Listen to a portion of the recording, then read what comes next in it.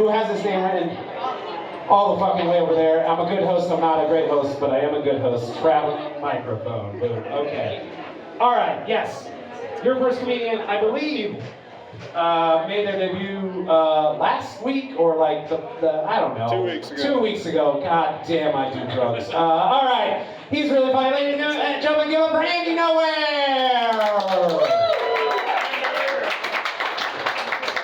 Hey all, my name's Andy Nowhere.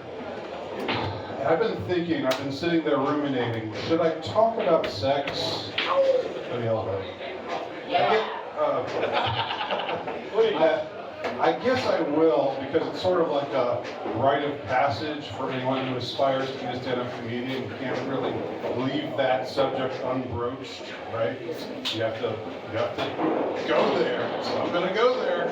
But here's the thing. I'm not really all that interested in sex right now at this age. I mean, let me try to explain myself. When you're a young man, 18, 19, 20, 21, 22, you're like, yeah, sex, all right, sex. When you get to be a little bit older, and like I am, I'm a little bit older than the digits I was just reciting a moment ago. You start to think of it a little bit differently. You see a little bit of what the world has to offer, and an expression comes into your mind. That expression is the juice worth the squeeze? Metaphorically, of course. Because, let me actually backtrack for a second. Now, I was married for a time. I conceived, as far as I know, they're mine. I conceived 2 children, and a son and a daughter. I'm very, very happy to have them in the world. So, as far as I'm concerned, those 2 times when I had sex, those were, I would not take it back, not for the world. But all the other times, See, here's where the downside is, okay?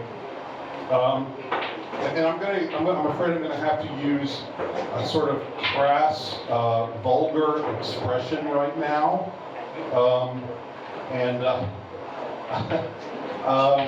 So if you thought this was family night, cover your ears for just a moment. Y'all have maybe heard that expression, don't stick it into crazy. You know that expression?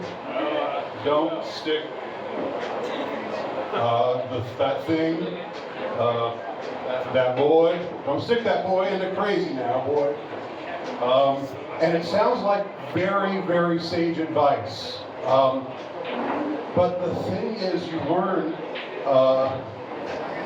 over the course of time, as you age and as you mature and as you see what the world has to offer, you find out they're all crazy. They're all crazy. I mean, it's a spectrum, okay? It's a spectrum. Some are crazier than others. Some hide it really, really well. But it's still a fact. And therefore, the dictum, don't stick it into crazy, is basically encouraging you to be celibate.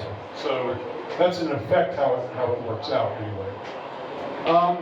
But I'll just say a couple other things about sex from the point of view of someone who is, let's say, advanced middle age, and maybe not the best looking guy in the world.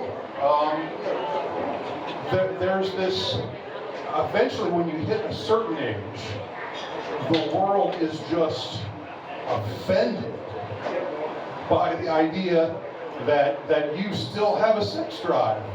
It's really something. It's like, oh my God, the eldritch monstrosity, the Lovecraftian horror of the late middle-aged man with a sex drive. You can't say something like, oh, that actress, she's kind of cute, she's kind of hot. Excuse me, she's 32 years old, sir, and you're 53. You know what that means? That means when you were 30, she was 9. You pervert! Like I said, is the juice worth the squeeze? I don't know. And that's all I've got to say about sex. Thank you very much. Ladies and gentlemen, give it up for Andy Nowhere. And now up here next to me, Jim Somewhere. No, I was just